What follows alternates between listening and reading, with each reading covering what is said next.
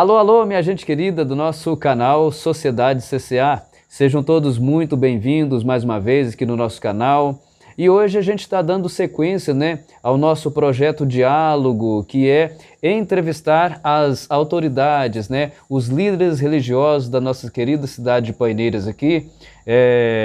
Antes da gente apresentar o nosso convidado de hoje, a gente vai falar aqui sobre a galera que apoia a gente, Nós vamos falar aqui sobre a Maria Formiga, que sempre está aí, adoçando a vida dos paineirenses com seus doces artesanais, muita coisa boa, É só acessar lá no Instagram, Maria Formiga Painas, que dá tudo certo lá e ela atende você com muito amor, com muito carinho, porque ela ama o que faz.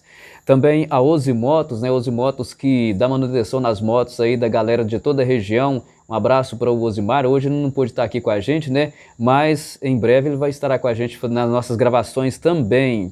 E também a gente não pode esquecer da Pousada Dona Irene, que sempre cede para a gente aquele espaço bacana lá, E também está sempre atendendo a galera de Paineiras e todos os visitantes, de toda a região, com muito carinho. E é isso aí, um grande abraço para o nosso amigo Alves. E é isso aí, depois da vinheta a gente já começa aqui a nossa entrevista de hoje.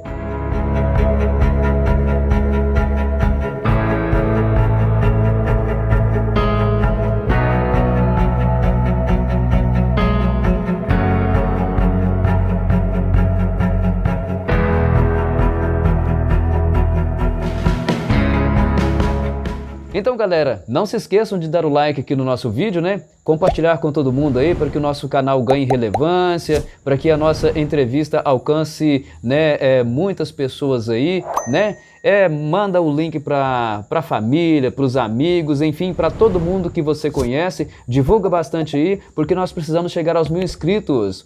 Nós estamos a caminho, mas a gente precisa de muito mais para chegar aos 1000 inscritos, ok? Então a gente já agradece desde já aos inscritos, a galera aí que está sempre interagindo com a gente. E é isso aí, vamos lá. O nosso convidado de hoje é o Padre João Paulo, Ele que já está aqui em Paineiras já há quantos anos, Padre?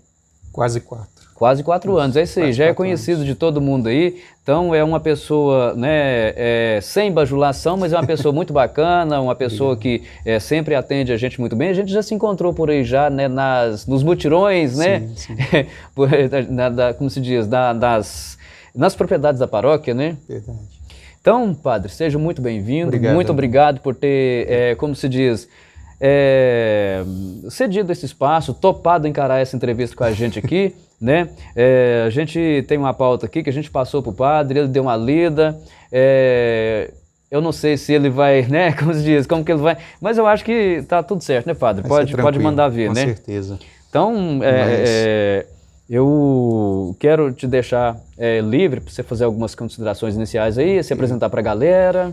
Pois bem, eu sou o Padre João Paulo, Sou da Diocese de Luz, sou presbítero na Diocese já há quase 9 anos, faço agora 9 anos em outubro. Fui ordenado presbítero, padre, no dia 4 de outubro de 2014, dia de São Francisco de Assis. E é uma alegria recebê-los na minha casa, vocês do canal, vocês que acessam. Sejam bem-vindos, Aqui é a casa do padre, que é a casa do povo também, Isso aí. Mas é isso aí, a gente vai aprofundar um pouquinho, a hora que a gente começar com as perguntas, a gente vai perguntar sobre, enfim, vamos, como se diz, vamos desmiuçar, a sua, antes de chegar nessa parte de padre, Só não aperta demais. Não, não, vai dar muito certinho aqui, vai dar tudo, vai funcionar, vai fluir, Belezinha. A gente não pode esquecer que hoje a gente está aqui com o Flávio, o meu filho, que hoje ele está, como se diz, está cuidando aqui da parte técnica, Hoje ele é mais uma vez o cameraman aqui da nossa entrevista. Muito obrigado, Flávio, pela sua disponibilidade, tá bom? E é isso aí. Vamos lá, Vamos começar aqui então as perguntas, Vamos embora, Primeiramente, padre, fala pra gente aí, como que foi a sua infância, o seu tempo de criança, mais um pouquinho sobre a sua terra natal, Enfim, conta aí sobre a juventude, fique bem à vontade aí para derramar no tapete, tá? Não esconda nada da gente não, da nossa audiência. Tá certo. Eu já tenho 41 anos, E nasci numa comunidade rural, distrito de Moema, comunidade que chama Chapada. Já ouvi falar. É um distrito, uma comunidade bem pequena, mas um lugar gostoso de se viver. Vivi lá, né, até sair para estudar. Sempre minha família, nós somos 6 irmãos, tenho meu pai e minha mãe ainda, né? Nós somos, graças a Deus, e sempre vivi lá com os meus pais. Desde criança, né? Já falava em ser padre, tive essa vontade. Interessante. Meus pais, minha família, muito católica, né? Tive sempre como referência religiosa a pessoa do meu avô paterno, porque meu pai e minha mãe, a gente veio de uma família muito simples, pobre, né? Pai e mãe com 6 filhos dentro de casa, então minha mãe trabalhou como homem, né? Nas roças, lavoura, meu pai, junto com meu pai. Então, meu avô paterno que cuidava mais da gente. A gente sempre tive essa influência da presença do meu avô, e extremamente religioso, levava a gente no terço, nas missas e tal. E lembro que aos 6 anos de idade, a gente não tinha pré-primário, essa creche, essas coisas, a gente já entrava logo no primário, né, no primeiro ano. Da nossa geração, eu tenho 43, então a gente está mais ou menos equilibrado aí, né? Da nossa geração, a maioria era desse jeito, né? Na época Sim. a gente já entrava, ainda mais, eu também fui em comunidades rurais também. Escola rural. Foi também, eu também entrei na primeira série na época, né? Não tinha pré também não. E eu lembro que eu estava entusiasmado de começar, né, a estudar, e vinha com meu avô da roça. Meu avô fazia alguns pequenos serviços na roça, e de vez em quando levava a gente para o córrego para nadar, para compensar, tipo, você ficava lá de companhia com ele, quando estava vindo embora, ele deixava a gente nadar no córrego lá. Eu lembro que eu virei para ele: vô, ano que vem já vou começar a estudar, e eu vou estudar para ser padre, né?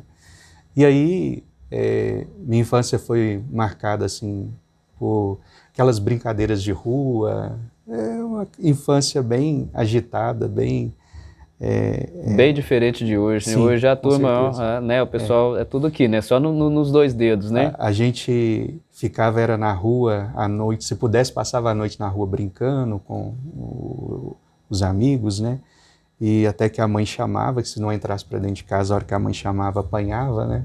Eu vi uma charge esses dias que era justamente fazendo, né, uma crítica a isso, né? Antes a mãe tinha que chamar para dentro, hoje a mãe às vezes tem que tocar os meninos para fora para ver se sai das mídias, né?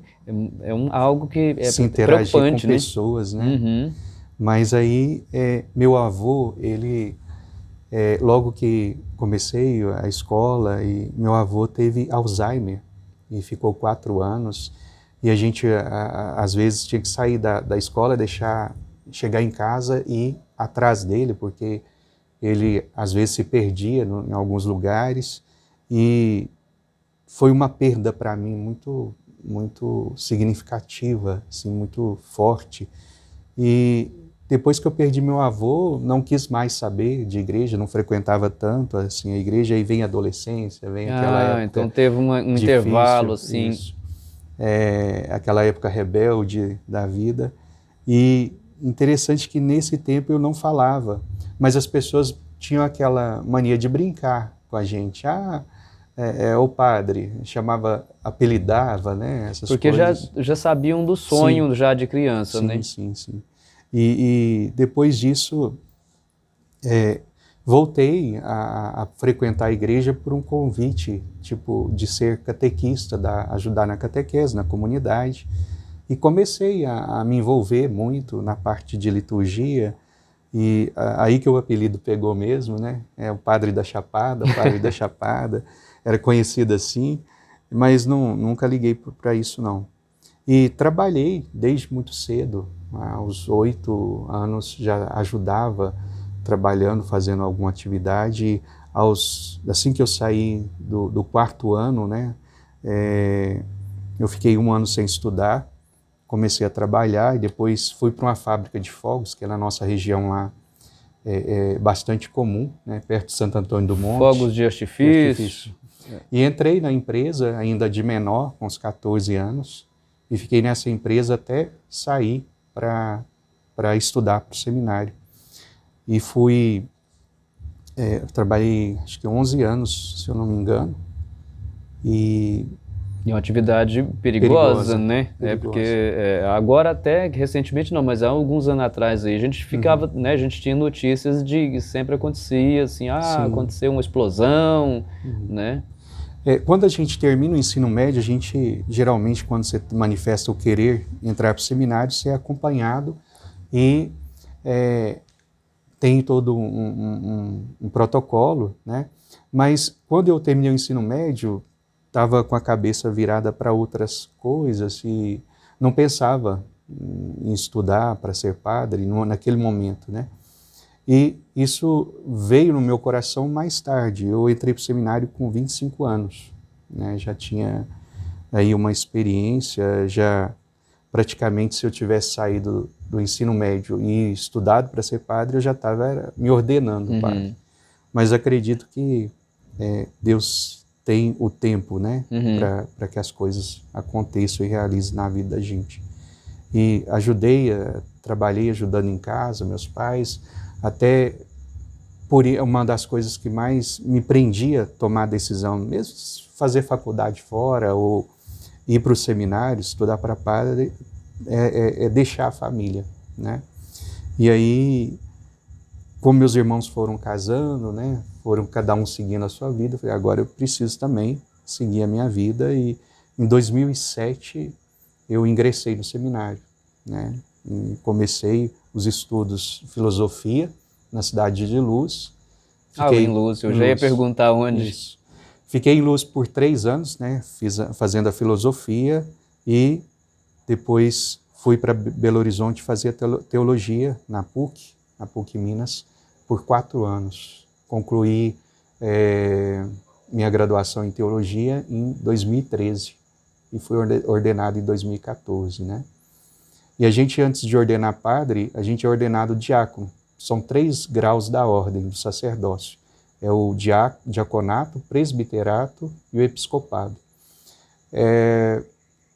Quando eu ordenei em diácono em 1º de junho de 2013, né? Geralmente era 6 meses antes de terminar a teologia, ou depois que você terminasse a teologia, era de acordo com o que o bispo determinasse, né? Mas fui ordenado diácono dia 1º de junho de 2013 e sacerdote padre dia 4 de outubro de 2014. Né? Vivi, né, uma juventude também muito tranquila. Eu estou querendo perguntar um negócio, não sei se eu pergunto, não está na pauta não, mas pode perguntar. Nesse intervalo aí, até voltar, como se diz, a seguir nessa rota aí, questão, namorada, Tive namoradas. As namoradas... Acabei perguntando, pessoal, tá vendo? As namoradinhas escondidas, né? Porque não era igual hoje, tão liberado assim, né? Às vezes namorava sem consentimento, então tinha que namorar, dar uns beijinhos. Cartinha, os recadinhos, né? Cartinhas de amor, nossa, tanta coisa. Mas é tudo, aí eu estava pensando, enquanto o senhor estava falando sobre o tempo, da questão de experiência, o tempo de Deus e tudo mais, é porque às vezes a pessoa precisa de ter algumas experiências, não é? Para depois saber para ver para onde que vai, né? Não arrependo desse tempo. Eu me ordenei com 33 anos, então você fala assim, mas você foi para o seminário muito tarde. Não, eu acho que se eu tivesse ido no período da minha juventude, no auge que a gente estava, né, vivendo, talvez não teria ficado no seminário. Né? Mais para frente vai ter uma pergunta aqui que fala um pouco sobre isso, né? Sim. E como se diz, não vou falar o nome do santo não, mas vou só falar um milagre. Já teve um padre aqui em Paineiras aqui que falava que quando liberasse para os padres casar, ele ia ser o primeiro. Mas é isso aí, então... E qual que foi a primeira paróquia, a primeira atividade, assim, como falar, aqui, a primeira, como que eu vou dizer... acho que é isso mesmo, a primeira paróquia. Que eu trabalhei como padre, foi na cidade de Formiga.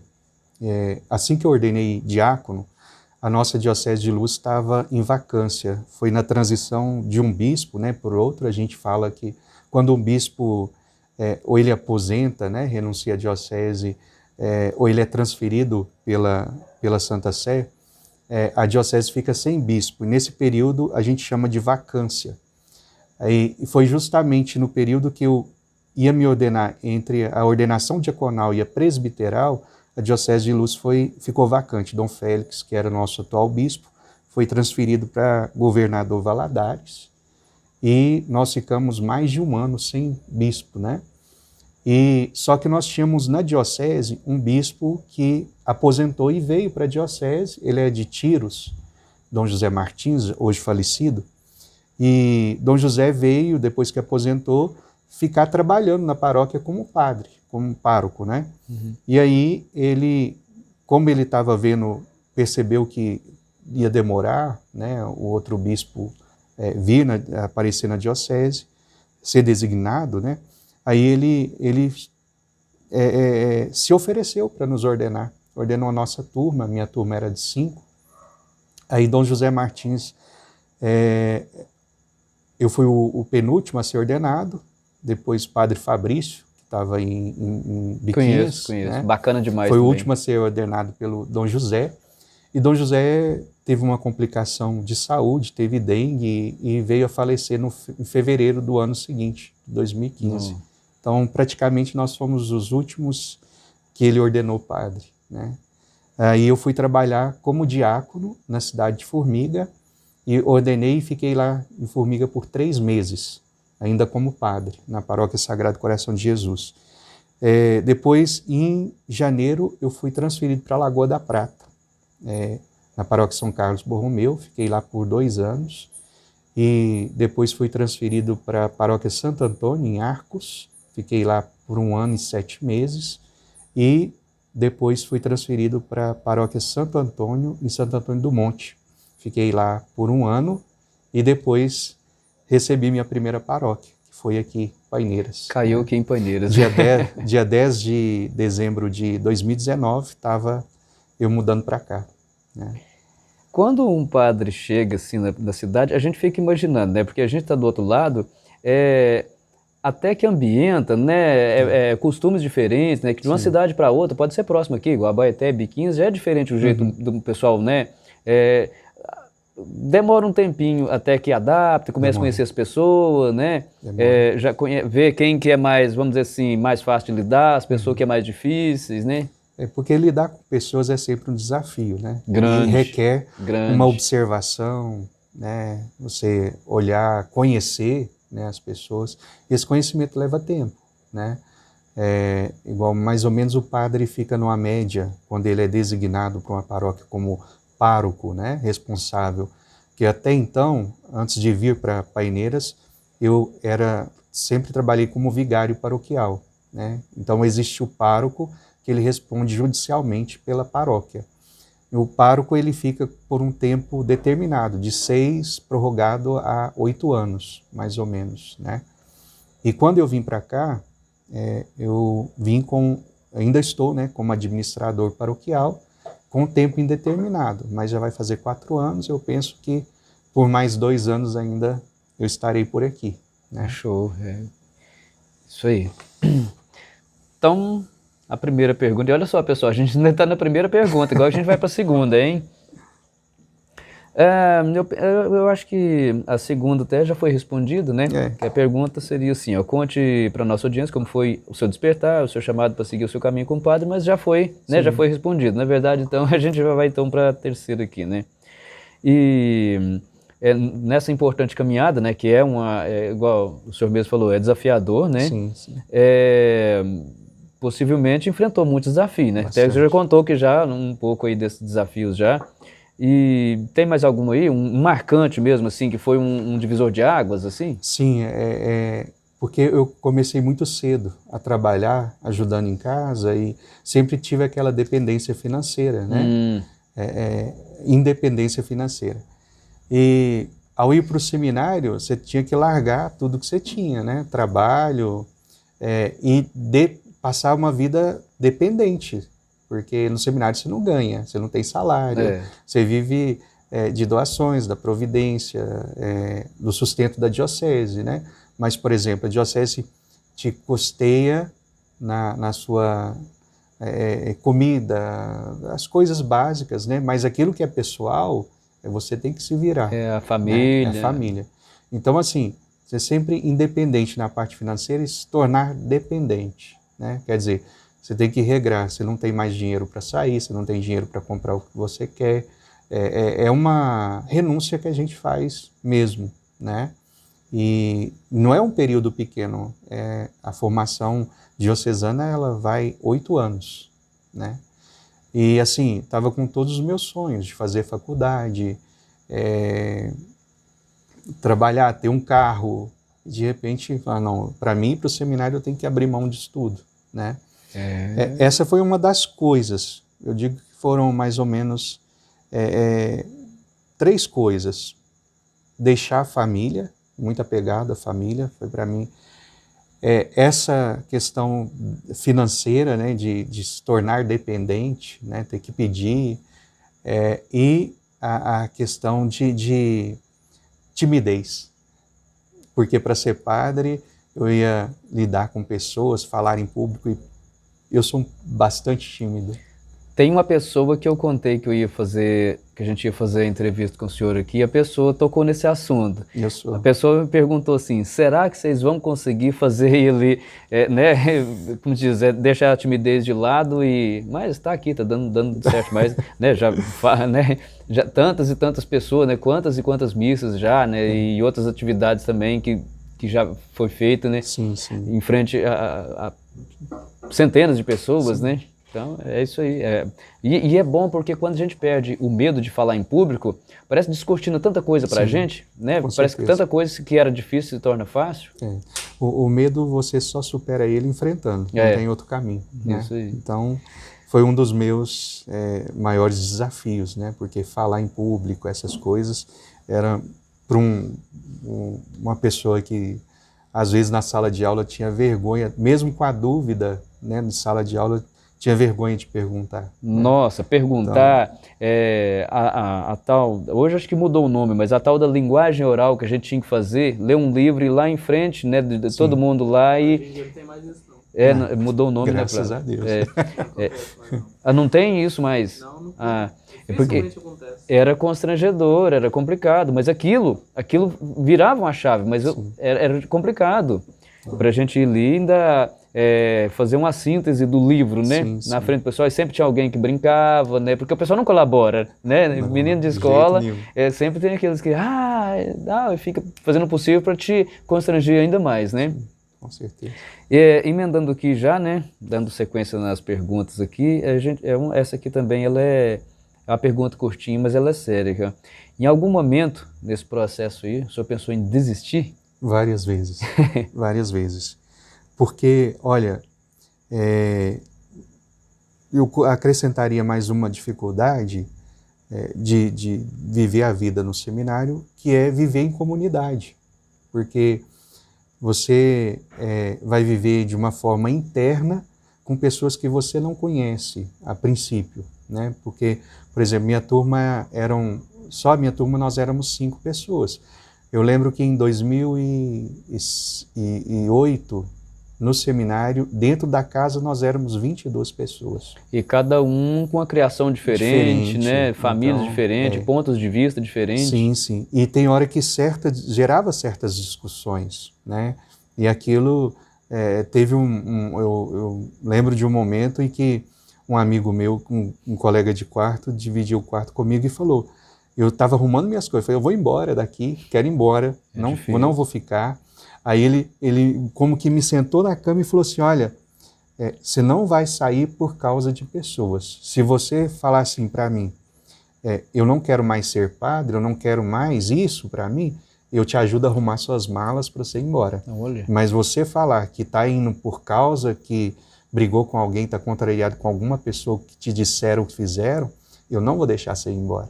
Né? Esse aí é um... Sim, a gente, por mais que seja um desafio, a convivência, a gente tem os pontos positivos e negativos. Um ponto positivo é encontrar verdadeiros amigos, né? Esse Pessoas aí que nos apoiam e que nos ajudam. Porque o amigo na hora da felicidade ali, da festa, da alegria é uma coisa, mas aí nesses momentos aí decisivos aí, Sim, né? sim. Da mesma forma que na vida comunitária você encontra pessoas que querem te derrubar.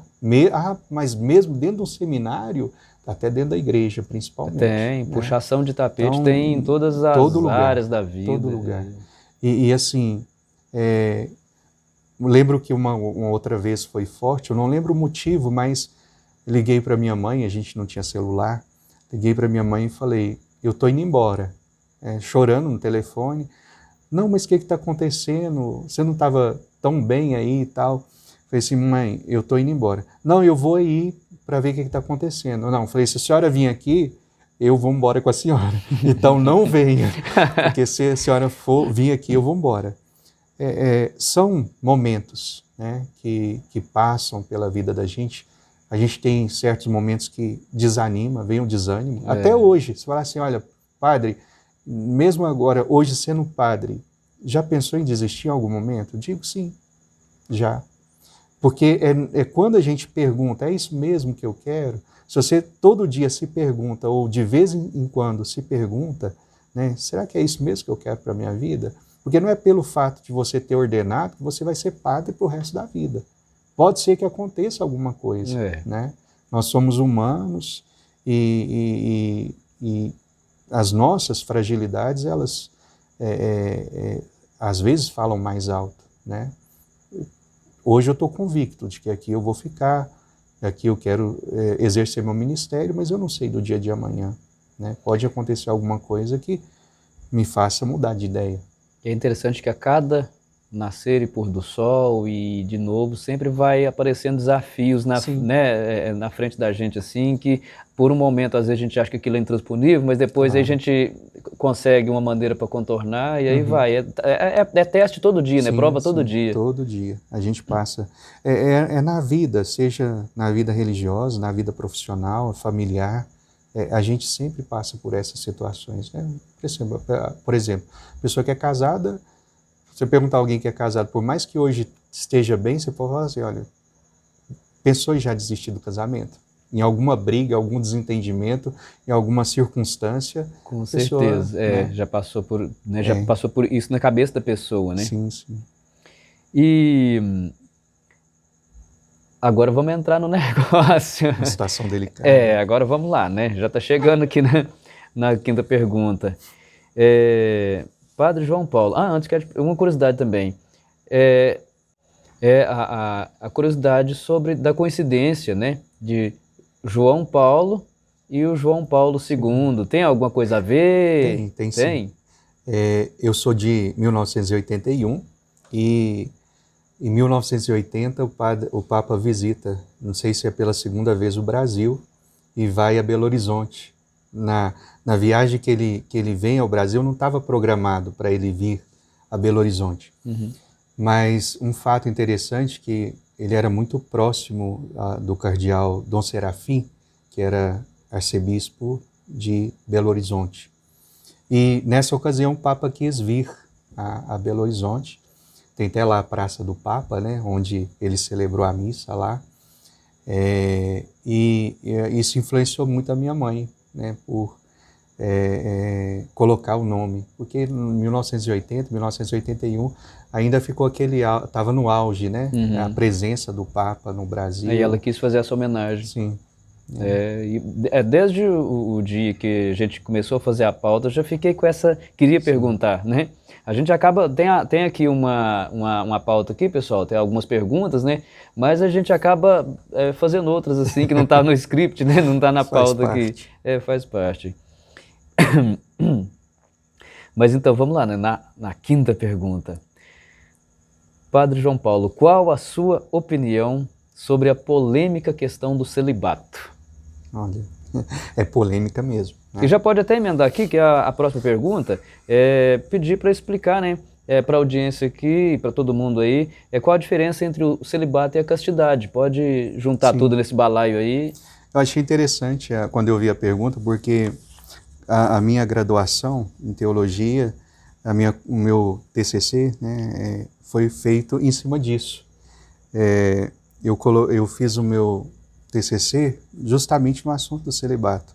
O tema do TCC era o celibato presbiteral à luz das atuais reflexões e sua vivência na contemporaneidade, né? Eu sempre admirei a vida das pessoas que buscavam viver o celibato, né? E sempre tive essa curiosidade, até viver na carne essa experiência, né, de viver o celibato. Mas sempre vai ser uma polêmica. Da pesquisa que eu fiz, há pessoas que são contra o celibato e há pessoas que são a favor, né, que pregam que realmente a igreja deve continuar, né? Mas o fato é que nem sempre a igreja viveu, os padres foram celibatários, né? Houve um período na história, logo no início do cristianismo, padres eram casados, né? No Oriente Médio, ainda hoje, né? Na Igreja do Oriente, ainda hoje se mantém a opção, você escolher ser padre casado ou, né, ou Porque celibato. a gente se esforçou de colocar essa questão, porque aqui, nossa região aqui, sempre o pessoal, como tem muitas igrejas evangélicas, o pessoal pergunta, mas se o pastor tem família e consegue conduzir a igreja, porque, né? Aí sempre tem o pessoal tem essa dúvida, né? Mas é muito tranquilo você conduzir uma igreja que não tem tantas pessoas, né? Agora, Paineiras é muito tranquilo, porque são mais ou menos 4.600 habitantes. Vão colocar em alta aí os católicos praticantes mesmo, pessoas que né, exercem a sua fé, uns 1.500, 2.000, vou exagerar, 2.000. Então, você lidar com 2.000 pessoas, né, atendendo, dando assistência, exige de você. Agora, se vou te colocar um exemplo de uma cidade grande, maior, onde Dores acho que tem mais ou menos 13 a 15 mil habitantes, lá é só uma paróquia. Então é um padre para... né? Muita gente, né? Eu acredito que, se você for olhar na história, houve um momento em que a igreja exigiu o celibato por várias razões, né? Também pela santidade, pela dedicação. O celibato, o que quer dizer celibato? Significa ser solteiro, né? É uma opção que você faz, é uma escolha. Por exemplo, se você pensar assim, mas por que hoje a igreja não libera? Se é uma escolha, eu posso escolher ou ter a minha família biológica, ou ser solteiro, ou ser padre, né, ou ser religioso, buscar o celibato. Questão também, uma coisa que puxou muito para a igreja exigir o celibato, talvez a questão dos bens, né, que na questão faz sentido, sim, da pessoa, o padre está mudando muito, né, como que o padre constitui uma família, sendo que ele precisa ficar num lugar só, né, a família exige muita atenção, né, então não dá para o padre ser padre, administrar, né, uma paróquia e dar a atenção necessária à família. É difícil. Financeira pesa, né, porque eu sendo padre, eu vivo por isso, né? A paróquia me sustenta e eu vivo 24 horas pela paróquia, para a paróquia, né? Então, são situações, casos, né, que a gente tem que levar em consideração.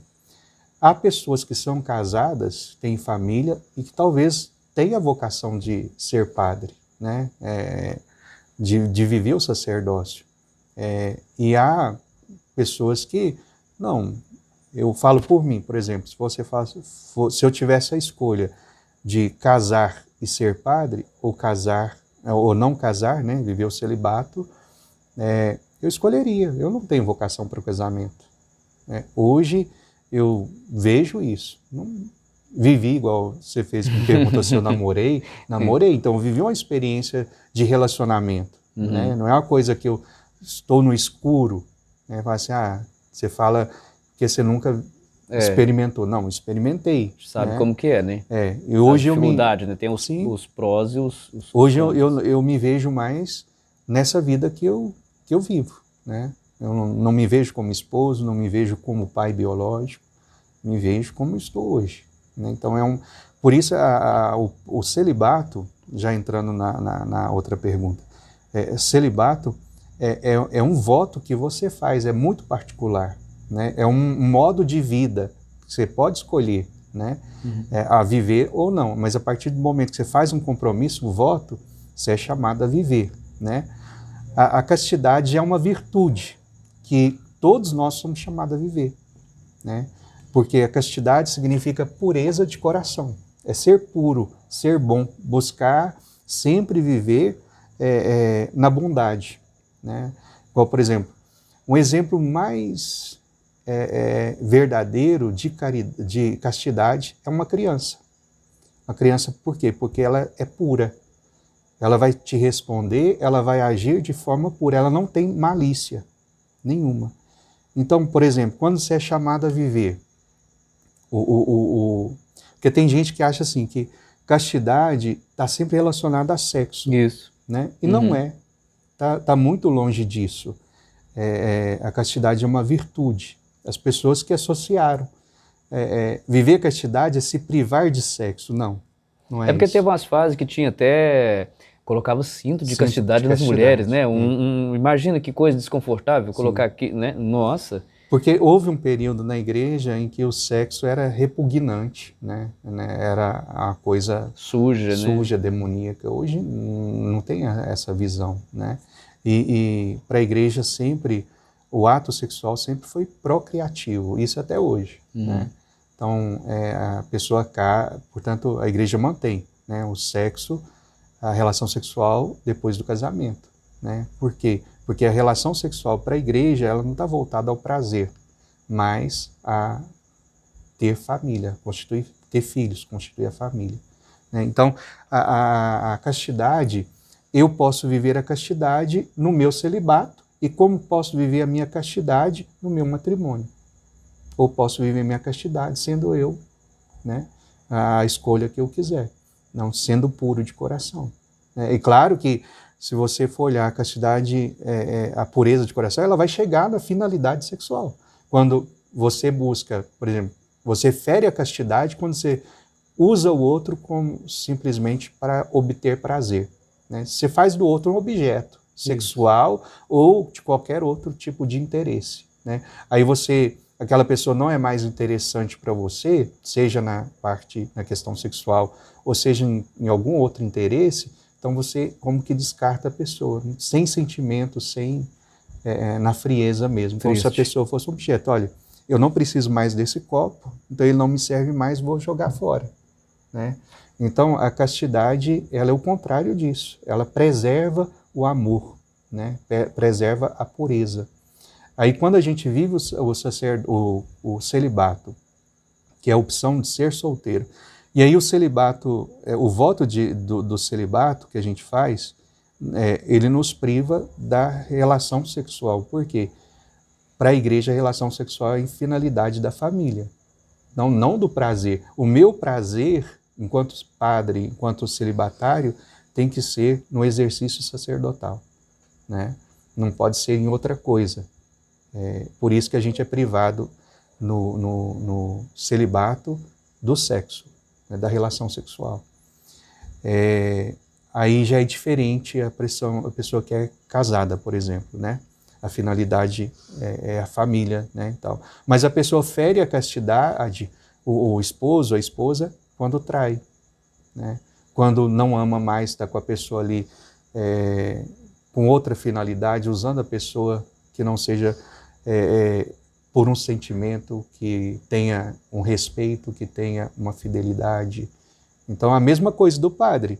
O padre que não consegue viver o celibato, ou seja, ele busca, né, tá tendo relações sexuais, está fugindo daquilo da proposta do voto, ele também fere a sua castidade, né? Ele fere o compromisso que ele fez com a igreja, assim como a esposa fere o compromisso que fez diante do altar, né? Então, as diferenças entre celibato e castidade é isso. Celibato é um voto que a gente faz, é pessoal, e a castidade é uma virtude que todos nós somos chamados a viver, né? Muito esclarecedor, porque isso aí dá tanta polêmica, né? Sim. E falta de informação, de ter uma explicação assim. Sim, né? E na verdade, há tanta coisa que a gente pensa de forma assim, que é errada. Às vezes as pessoas acham que o problema do padre com relação à pedofilia, ou a mesma não viver o celibato, a homossexualidade, outras coisas, né, outras que quebram, né, o nosso compromisso, o nosso voto, está relacionado ao padre se casar. Não, se o padre casar, resolveu esse problema. Tem gente que fala isso. Mas só que ninguém perguntou para o padre se ele quer casar. Muita gente acha que isso vai ser resolvido se a igreja liberar o casamento para os padres. Hoje é interessante porque no Oriente, mesmo que os padres lá tenham a opção de casar ou viver o celibato, a maioria hoje opta pelo celibato e não pelo casamento, né? Então, tem todas essas situações que circundam a nossa realidade, de certa forma, né? Não, e é interessante esse tipo de conversa por causa disso, né? E eu penso que ajuda muito, esclarece muito. O pessoal que for assistir vai descortinar, vai esclarecer bastante, muita coisa aí. Dando sequência aqui, pessoal, mais uma pergunta, né? E agora a gente vai mudando um pouquinho, quais as transformações que o catolicismo, né, passou ao longo dos séculos e, se possível, o senhor citasse para a gente aí algum evento importante que colaborou para isso. Certo. Olha, são muitas transformações. Por mais que você olhe a igreja e vê a igreja como tradicional, até alguns dizem retrógrada, conservadora, a igreja deu grandes passos ao longo do tempo, né? Se você for pegar aí os primeiros concílios, Niceia, Éfeso, né, que aconteceu ainda lá nas primeiras comunidades cristãs, em que se discutia, primeira discussão, né, de um concílio, a circuncisão ou não circuncidar a pessoa pela influência, por essa transição judaica cristã, né? Aí os que vinham do paganismo, os cristãos que eram convertidos do judaísmo, queriam que os pagãos fossem circuncidados, aquela discussão de Pedro e Paulo, né? Tudo isso. Depois a gente entra no período da patrística, São Tomás de Aquino, Santo Agostinho, São Tomás de Aquino, Santo Anselmo e tantos outros, na questão da filosofia, né? Os padres, no início, ajudaram muito, influenciaram muito. Com isso veio as faculdades, os estudos. A igreja, a gente pode dizer que foi na igreja, né, no período, que se desenvolveu tanto, né, a questão do estudo. O pessoal mais antigo aqui, né, vamos dizer assim, os idosos, contam que quando eles eram jovens, crianças, as missas, né, que era difícil, de padre vir, era outra realidade. E que tinha muita gente conta, e a gente fica pensando em entender por quê, né? Que a missa, muita gente fala que quando eles assistiam às missas eram celebradas em latim. E acho que em algumas situações, não sei se todas, o padre às vezes ficava de costa para as pessoas, de frente pro... porque tem todo o sentido. Aí, na questão de uma das maiores que eu vejo, assim, na minha opinião, que é a maior mudança da igreja, é o Concílio Vaticano II, né? Divisor de águas, que trouxe essa possibilidade de se celebrar na língua vernácula, deixando de lado a obrigação de celebrar em latim, aproximando mais as pessoas do mistério a ser celebrado. Porque até então, até 1953, quando iniciou o concílio, pelo Papa João XXIII, a igreja era obrigada, né, a celebrar as missas em latim. Pensa, você celebrar uma missa em latim em outra língua, onde o analfabetismo era grande demais. Teve uma transmissão mental aqui agora, tem uma telepatia aqui, porque eu estava pensando justamente em formular uma pergunta sobre isso, assim, até, na verdade tem um comentário, né, porque igual, principalmente na nossa região aqui, a maioria das pessoas eram analfabetos, gente da roça, o que a pessoa ia entender, o que ela ia absorver daquela celebração, né? Sim, sim. Então, por exemplo, coroinhas, sacristão, eram treinados, mesmo não sabendo o latim, né? Não tinha acesso talvez ao latim, eram treinados a decorar as respostas para falar. E a missa até então, ela era celebrada pelo padre, a diferença, né, divisão. Com o Concílio Vaticano II, essa transformação do rito, da liturgia, a missa hoje é celebrada pelo povo, né, com a participação do povo, não mais só pelo padre, que o padre fazia tudo, né. E não só isso. O pessoal ficava assistindo sem entender nada. Hoje você participa da missa, né? Há pessoas que não... há cristãos, há padres, há uma ala da igreja conservadora que não aceita o Concílio Vaticano II, né? Ainda hoje, depois de mais de 50 anos, não veem o concílio como algo bom, né?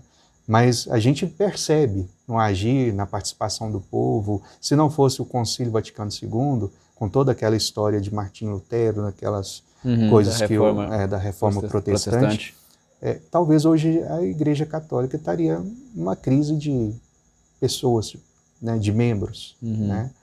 Hoje não, a Igreja se fortaleceu. Eu vejo mais um fortalecimento nesse acontecimento do concílio, né, no qual abriu as portas, né, para participação, o ministério de pessoas leigas, como ministro extraordinário da Sagrada Comunhão, uma pessoa realizar um batizado, um ministro leigo realizar um casamento, que era coisa só para o padre, né?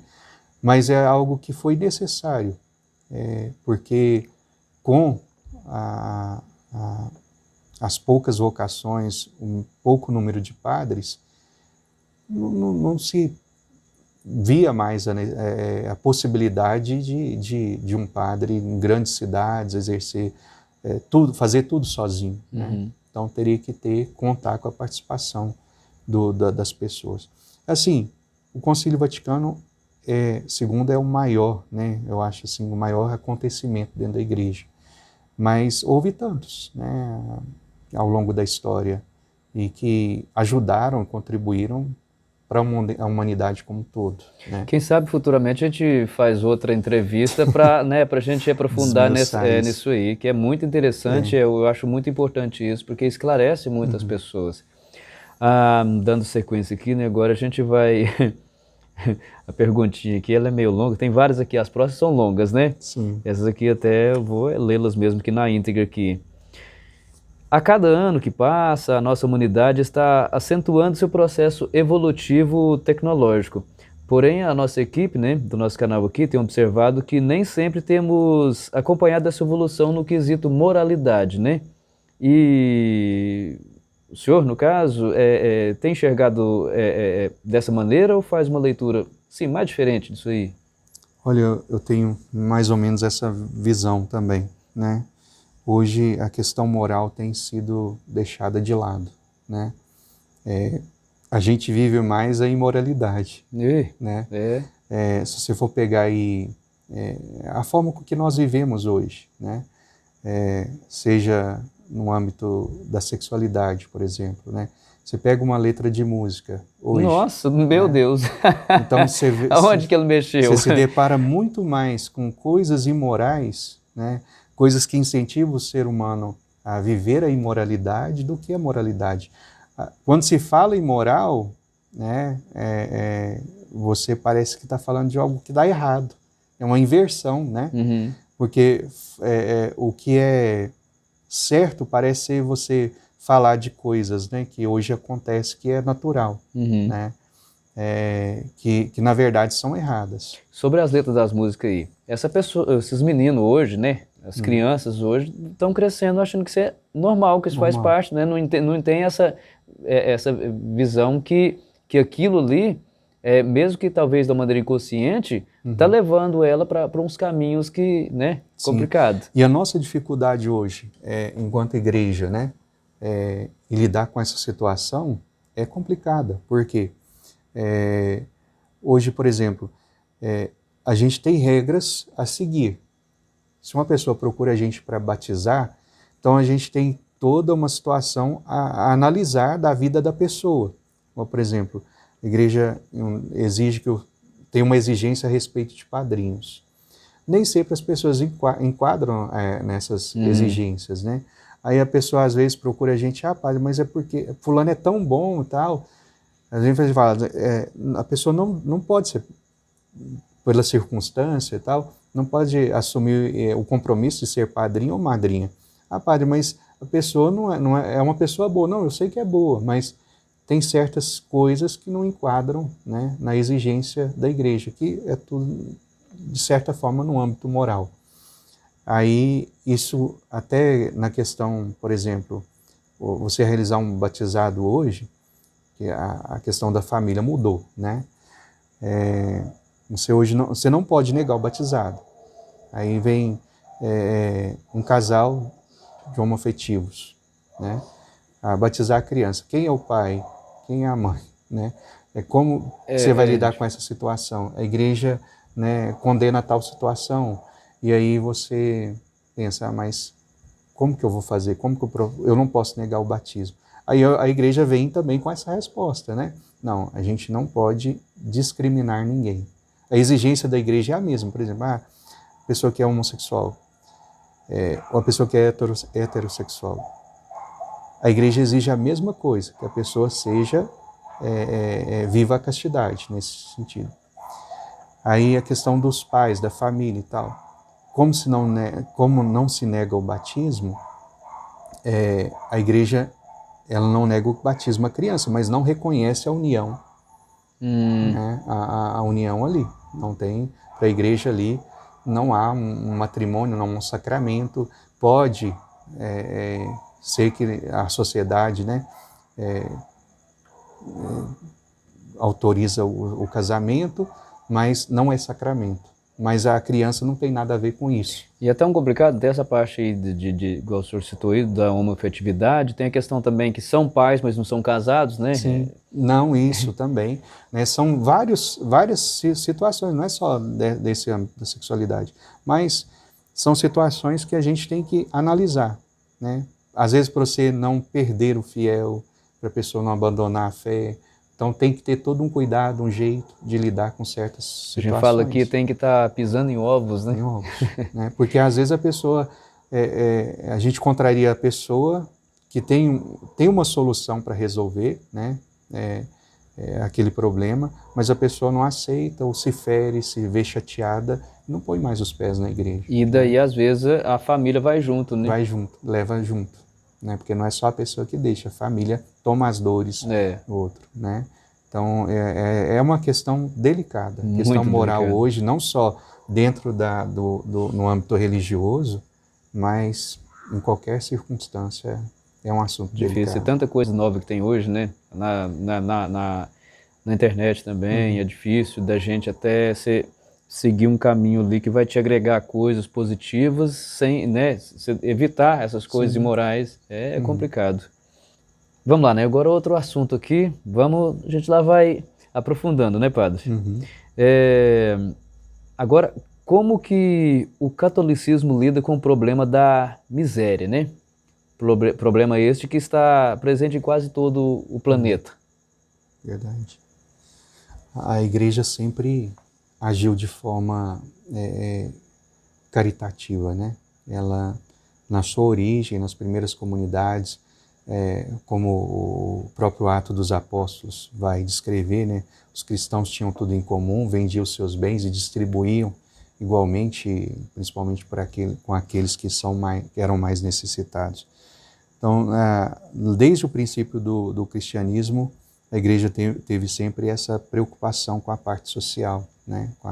com com a questão da pessoa na miséria, na fome, na pobreza como um todo. E ao longo do tempo, a igreja sempre esteve à frente de muitos movimentos, instituições que foram criadas, organizações em prol desse problema, né? Hoje ainda, a igreja é a maior instituição caritativa no mundo, né? Então, ela, nas suas diversas ramificações, ela ajuda bastante, né? Ainda mantém hospitais, orfanatos, creches, escolas, tantas outras coisas, asilos, né? Temos ainda principalmente bem atuante no mundo, não vou dizer no Brasil, mas no mundo, a Sociedade São Vicente de Paulo, que faz parte, né, da igreja e faz esse trabalho tão bonito, né? Pastoral da criança, que hoje ela é associada a outras igrejas também, é aberta, né, a outras, mas que faz esse trabalho tão bonito também, né, em prol das crianças que vivem a realidade da desnutrição, da pobreza, da miséria mesmo.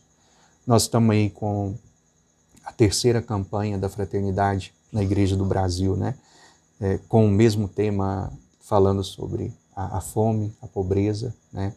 A primeira campanha acho que foi em 1975, depois 1980 alguma coisa, e agora, né, em 2023, com o tema fraternidade e fome, né?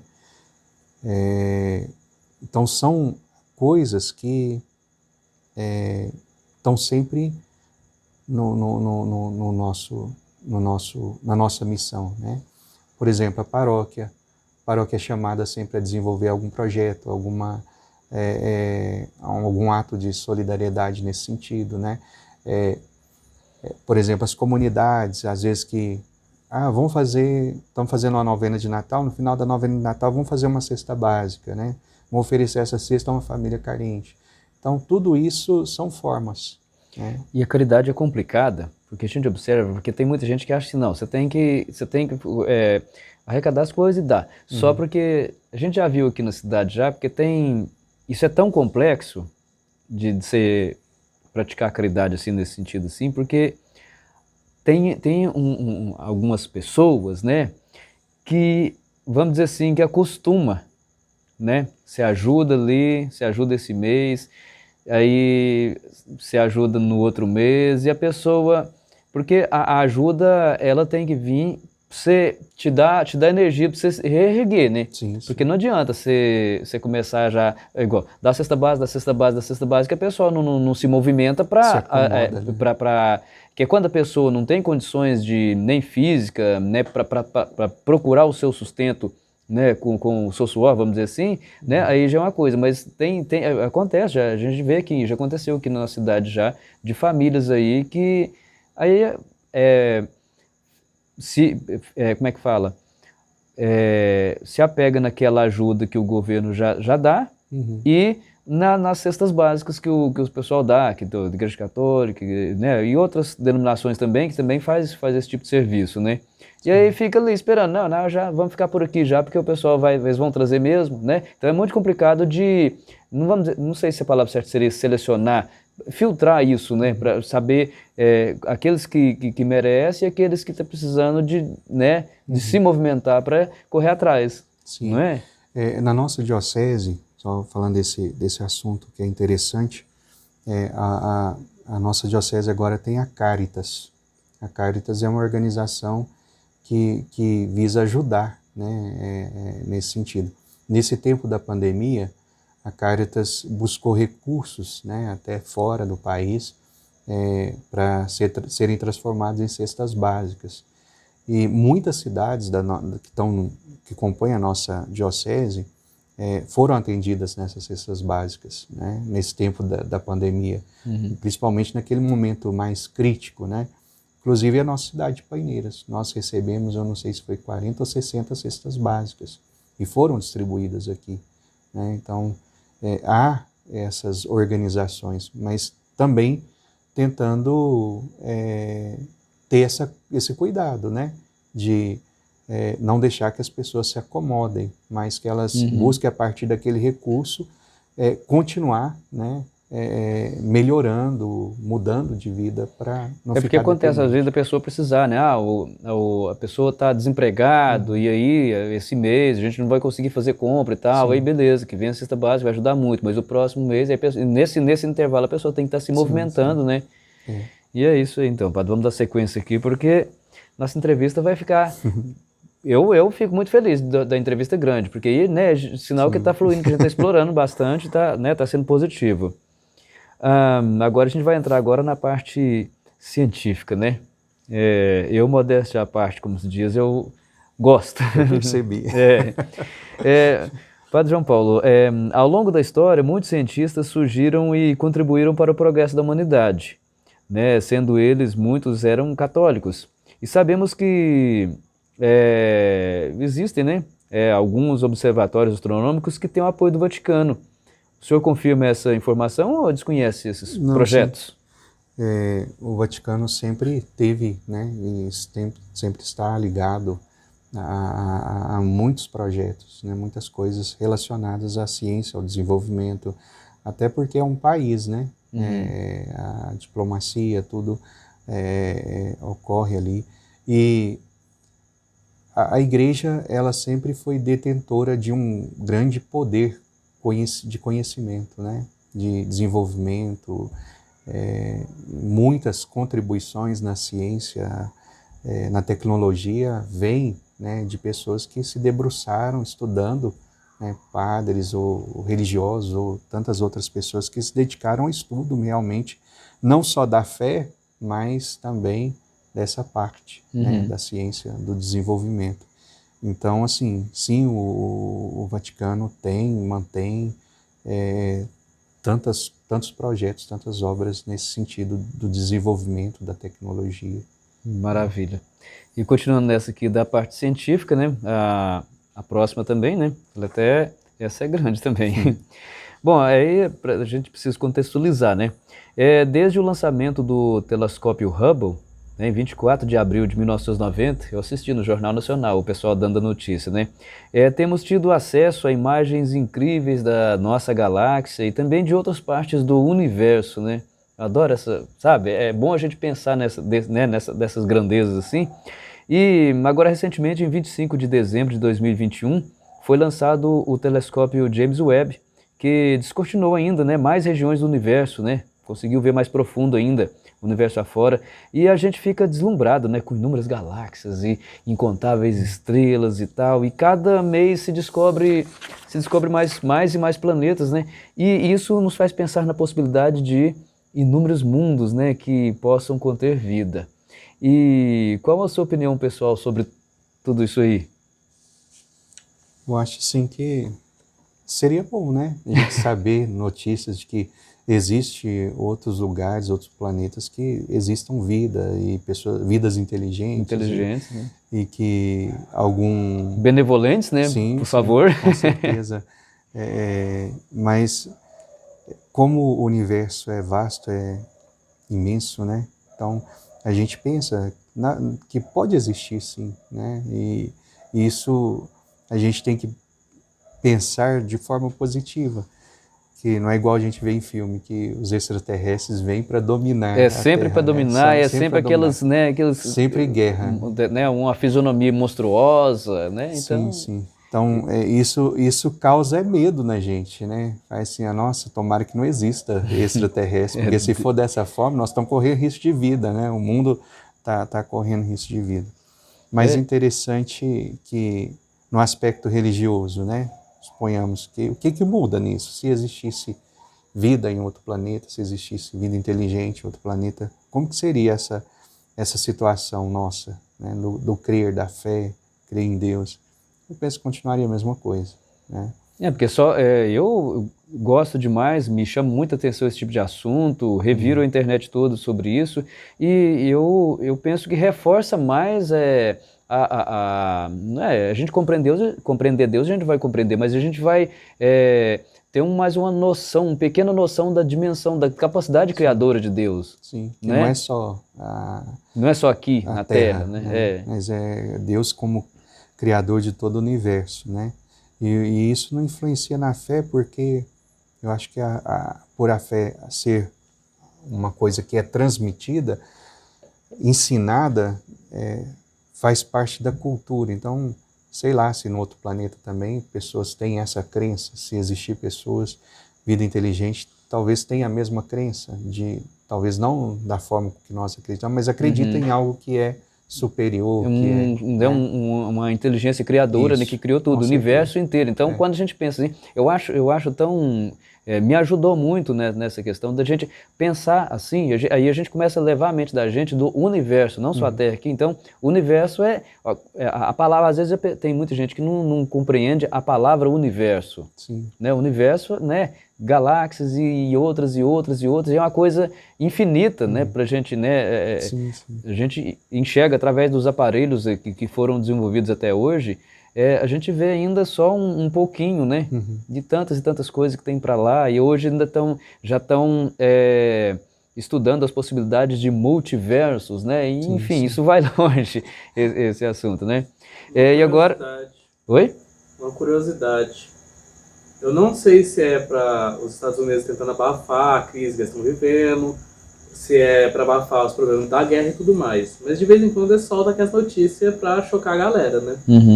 No caso, o que rolou esse dia? Um dos diretores do Pentágono, eu não lembro quem que era o outro estudioso, da onde que era, acho que era de Harvard, tinha divulgado um estudo que era tipo assim, tem uma possível sonda, algo maior, uma nave-mãe, alguma coisa assim, que está colocando sonda pequena, estão detectando essas sondas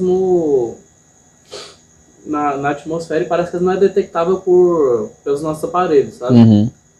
Aí, o que o cara falou? Não tá falando que, assim, os caras tá observando a gente, alguma coisa assim. Mas que provavelmente é uma sonda que não tem... provavelmente a civilização que mandou ela não tá nem viva mais. De tanto tempo que ela gastou para chegar aqui. Então, provavelmente algum negócio que tá automatizado, tá tanto tempo ali fazendo aquela mesma ação, que cancelou lá assim, tá continuando. Então, não sei se é só para abafar o problema da crise que tá tendo. Pode ser... Igual fizeram também, né? Daqui também, não sei se chama Pioneer, não sei se tem uma sonda que ela já saiu do sistema solar, já levando informações daqui para lá, né? Pode ser o contrário também, né? Acho que foi do Beatles ou foi do Queen, não lembro? Tem música e tudo mais lá. Tem vídeo, acho que foi nos anos 80. O Carl Sagan estava envolvido nesse projeto. Botaram o vídeo da galera andando assim, porque se algum dia chegasse em algum lugar, tinha como decodificar. Se eu não me engano, as letras de música estavam gravadas num disco de ouro. Disco de ouro, isso mesmo. Tipo um disco de vinil, só que de ouro, né? Então é muita coisa isso. A gente aprofundando esse assunto aí vai longe, né? Então a gente vamos voltar para a Terra agora, né? Padre João Paulo, como que o catolicismo vê o diálogo interreligioso e o ecumenismo? Eu, particularmente, sou apaixonado com economia. Eu gosto de... se eu pudesse escolher, eu queria todo mundo, né, dialogando harmoniosamente ali, procurando. Mas isso a gente sabe que é difícil, né? Sim. É a mesma coisa? Esclareça para a gente como que funciona. Diálogo interreligioso é uma coisa, né? Ecumenismo é outra. Diálogo interreligioso é o diálogo de uma religião com outra religião, né? Por exemplo, o cristianismo, não digo a Igreja Católica, mas o cristianismo com os judeus, com o judaísmo, com o budismo ou com outras, né, religiões. Já o ecumenismo é o diálogo dentre a mesma denominação, né, a mesma religião, porém nas suas diversas ramificações, né? Por exemplo, o ecumenismo ele existe entre cristãos, então de todas as igrejas. Seria tipo católicos, espíritas, protestantes? Aí a gente tem que ver, né? Porque, por exemplo, o espiritismo não é uma religião, assim, não é considerado por nós, né? A pessoa pode se considerar, né? Considerar a fé que ela professa da forma que ela quiser. Mas a religião, o cristianismo vê o espiritismo como seita. Então, o espiritismo, ele não faz parte do cristianismo, né? De maneira nenhuma. Da religião cristã, o espiritismo não faz parte, porque contradiz. Uma coisa é, o cristianismo prega a encarnação. O espiritismo, a reencarnação. São coisas totalmente diferentes. Então, nesse sentido, não é possível viver um diálogo, né? Porque aí já é uma coisa contrária. Agora, o ecumenismo, ele é entre igrejas, tipo cristãs. Assembleia de Deus, Igreja Batista, as igrejas evangélicas, né? O diálogo que é estabelecido pelo ecumenismo não é sobre doutrinas, porque a gente nunca vai conseguir conversar, né, ter um diálogo discutindo doutrinas. O nosso diálogo, o ecumenismo, ele acontece em ações tipo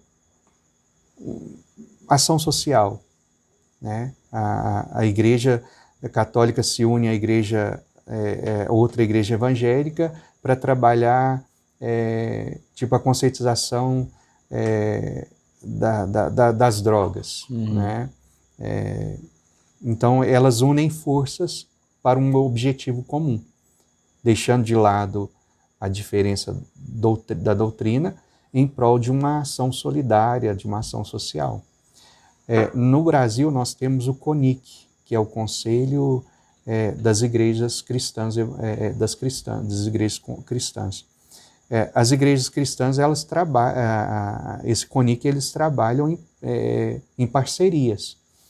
Algumas campanhas da fraternidade que já surgiram, foi em parcerias com outras igrejas cristãs. Eu participei de duas. O padre Edson montou um grupo aqui, do qual eu fazia parte. Era eu, o Clenilson, o Wellington, o Alair e o Cássio. E a gente ia, né? Sim. Para absorver o conteúdo e tal, e trabalhar aqui. E a gente ficava um pouco frustrado, porque foi nessa... Eu não lembro qual ano que foi, que tinha a ver com o meio ambiente, né? Que eu também me preocupo com isso, né? E era ecumênico, né? Que tinha que ter esse trabalho. E não teve, aqui não teve como... não sei, talvez de inexperiência da gente ir atrás, né? Porque algumas coisas ficam para... Não era só a gente, o grupo, né? A comunidade também tinha que estar trabalhando nisso também, né? E a gente ficou frustrado porque a gente vinha, montava tudo, né? E aí via pouquinhas pessoas, a gente ficava numa frustração porque a gente desenvolvia tanta coisa, era slides, era o cenário, era um monte de coisa, até música a gente fazia. Mas foi uma experiência bacana, foi beleza. Só porque a gente ficou frustrado nisso, porque a gente não conseguiu chegar nessa, por exemplo, trazer alguém da igreja evangélica para trabalhar aquilo com a gente. Igual, por exemplo, a igreja católica, ela tem, né, toda uma estrutura, um projeto em dialogar com outras religiões, né? A gente vê sempre o Papa Francisco em visitas, né, a países em que o catolicismo é a minoria ou quase que não existe, né? Ele vai numa visita diplomática aos líderes religiosos que não pertencem, não creem no cristianismo, mas tenta essa aproximação também nesse intuito, né, da gente trabalhar juntos em prol de uma causa, né? Agora, a diferença é essa, que o diálogo interreligioso é com outras religiões, o ecumenismo é com a mesma ramificação, o cristianismo tentando, né, se dialogar nas suas diversas denominações. Mas sempre que quando a gente for tratar de doutrina, sempre vai haver divergências. Agora, a gente pode trabalhar juntos, né? O ecumenismo mostra que a gente pode trabalhar juntos para causas, né, que são semelhantes, como essa que você relembrou aí, né? E tantas outras causas que a gente pode deixar de lado a doutrina e juntos a gente trabalhar. Mas mesmo assim, é um desafio. Grande, gigante, né? Hoje se pensa em ecumenismo, sabe? Também uma visão errada. As pessoas acham que ecumenismo é assim, é celebrar junto, o pastor e o padre fazendo uma celebração juntos. Claro que hoje é possível, né?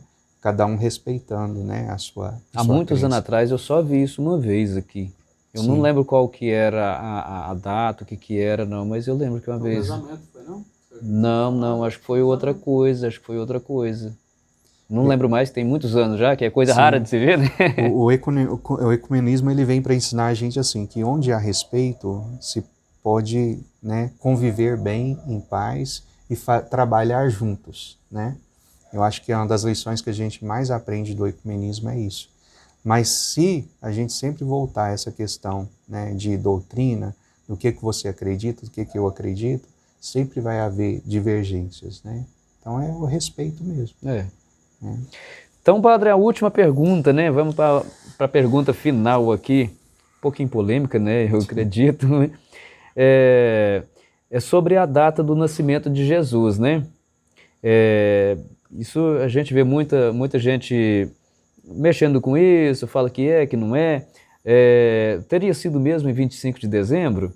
E como que o senhor se sente ao ver o comércio usando essa data para impulsionar as vendas, né? Para captar o lucro? Sim. A primeira parte não, a 25 não existe. A Bíblia não fala, não toca no assunto de datas específicas.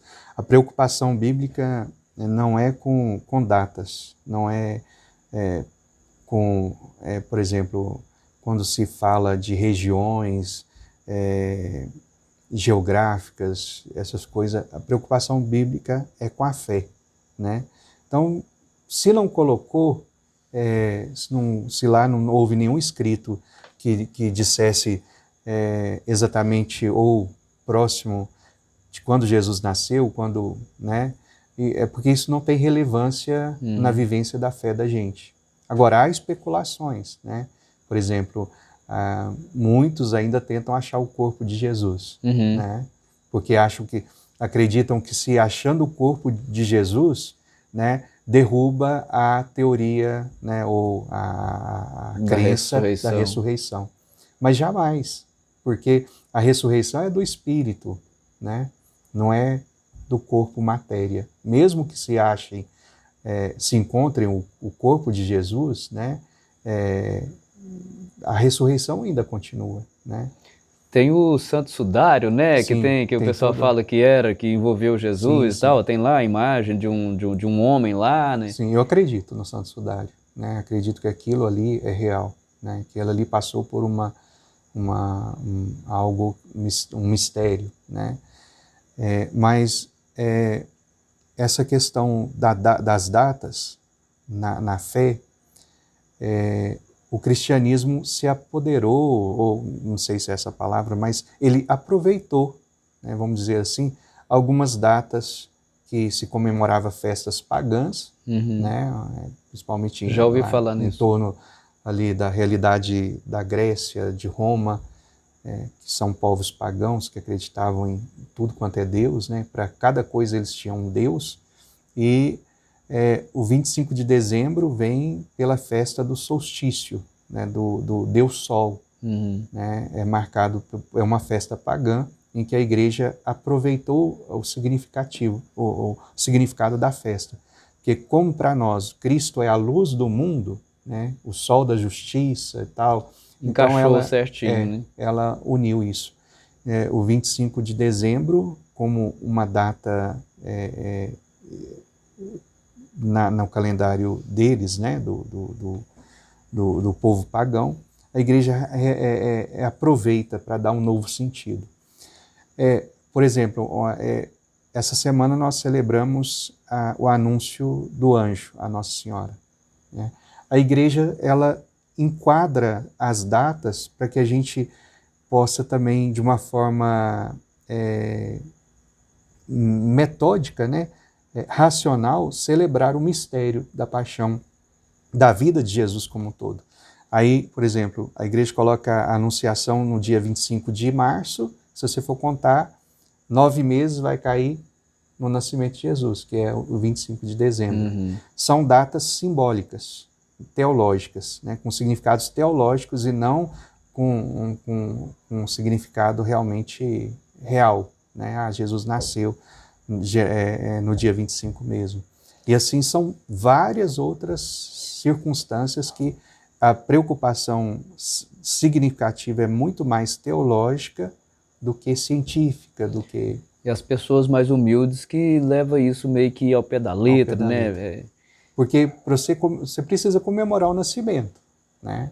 Então a igreja escolheu aquela data. Não pode comemorar cada ano um dia diferente, Sim. né? Uma data diferente. É interessante, por exemplo, tem certas coisas que dá para comemorar, que se você for analisar a Sexta-feira da Paixão, por que ela não é sempre uma data diferente? Porque ela está voltada ao calendário lunar. Cristo morreu, né, numa sexta-feira, eu não sei se é a terceira ou quarta lua cheia do ano. Então você pode ver que é a maior lua cheia do ano. Toda sexta-feira da Paixão dá em lua cheia. Eu não vou depois me certificar se é na terceira ou quarta lua cheia do ano. Então eles tinham esse costume de marcar as datas pelo calendário, não só solar, mas lunar. E o calendário lunar, ele é interessante que aí daria 13 meses, não é? Em vez de 12? Sim. Daria 13, né? Sim, há essa diferença. E ele é muito preciso nessa questão, né? Por isso que a quarta lua cheia do ano, que Jesus morreu, então ela vai coincidir, ela vai sempre dar em uma data diferente, não vai ser igual. Né? Então, são coisas assim. Então é isso aí, pessoal. Nós chegamos ao final da nossa incrível entrevista, né? Aqui com o João Paulo, nosso padre. Padre, muito obrigado mesmo, né? Por ter tirado esse tempo aí, né? Encerrado a missa lá rapidinho lá, ele tinha outras atividades, mas ele meio que deu aquele jeitinho, né? E veio para cá para atender a gente aqui, para dar essa entrevista aqui, que muito esclarecedora, muito positiva. Fiquei muito feliz, a nossa audiência também certamente vai ficar apaixonada pela entrevista, pelas coisas que foram, né? Pelas suas respostas aí, né? Como eu disse, muito esclarecedoras. A gente fica muito grato mesmo, eu agradeço em nome da equipe também, né? O pessoal que não pôde estar aqui, cada um com alguma coisa diferente que impossibilitou a galera de estar aqui com a gente, mas tá, né? Aqui o Flávio esteve aqui comigo o tempo todo aqui. Não vou cobrar não. Vai não, né? E é isso aí, o Flávio é o nosso design gráfico, galera. Se você está precisando aí de um trabalho de design gráfico, né? É só bater um papo com o Flávio que ele resolve o problema aí. Inclusive o logo do nosso canal foi desenvolvido pelo Flávio, hein? Muito bacana. Então é isso, padre. Mais uma vez, muito obrigado, viu? Eu penso que talvez futuramente a gente pode fazer, né, outra entrevista para a gente estar... a gente tem. Isso, a gente escolhe um tema específico para a gente estar desenvolvendo, né? E é isso aí, vai ser sempre um prazer, né? Espero que o senhor tenha gostado. Gostei, né? Sim. E é isso aí, depois, assim que tiver editado, a gente mostra a entrevista aqui pro senhor, ok? Tá certo. Galera, um grande abraço para todos vocês, muito obrigado. E não se esqueçam de se inscrever no nosso canal, viu? E também compartilhar essa entrevista aqui e as outras entrevistas também, enfim, todo o nosso conteúdo com todo o pessoal aí, né? Nos seus grupos de WhatsApp, né? Nas redes sociais aí, Instagram, Facebook, TikTok, a gente faz uns vídeos por lá também, né? A gente não faz dancinha não, padre, mas a gente coloca lá alguns trechos lá, né? Das nossas entrevistas, dos nossos vídeos. Então, galera, um grande abraço, até o próximo vídeo. Compartilha, curte, se inscreva. E é isso aí. Aquele abraço.